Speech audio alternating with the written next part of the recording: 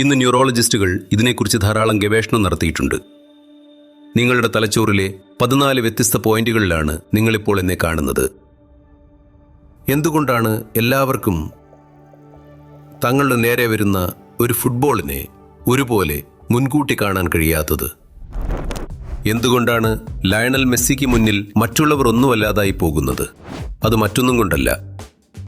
ഈ 14 കാര്യങ്ങളും ശരിയായി ഏകോപിപ്പിക്കപ്പെടുകയും കൃത്യമായി പ്രവർത്തിക്കുകയും ചെയ്യുമ്പോൾ മറ്റുള്ളവർക്ക് കാണാൻ കഴിയാത്തത് അദ്ദേഹത്തിന് കാണാൻ കഴിയും. ഇതിൽ ചെറിയൊരു വ്യത്യാസമുണ്ടായാൽ നിങ്ങളത് കുറച്ചുകൂടി വൈകിയേ കാണൂ. അത് കാണാൻ കുറച്ചുകൂടി പ്രയത്നിക്കേണ്ടി വരും.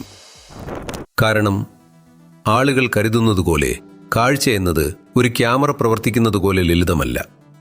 ഒരു ചിത്രമെടുക്കുന്നു, അത് 14 ഭാഗങ്ങളായി വിഭജിക്കപ്പെടുന്നു.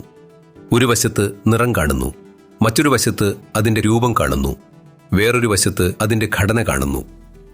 അതുകൊണ്ട് ഇതൊരു സങ്കീർണമായ പ്രക്രിയയാണ്. ഇത് പൂർണ്ണമായും പ്രയോജനപ്പെടുത്തണമെങ്കിൽ ഇത് നിയന്ത്രിക്കുന്ന വ്യക്തി എല്ലാ പരിമിതികൾക്കും അപ്പുറത്തായിരിക്കണം. അല്ലെങ്കിൽ അതിനെ പരിമിതമായ കൈകാര്യം ചെയ്യാനാകൂ.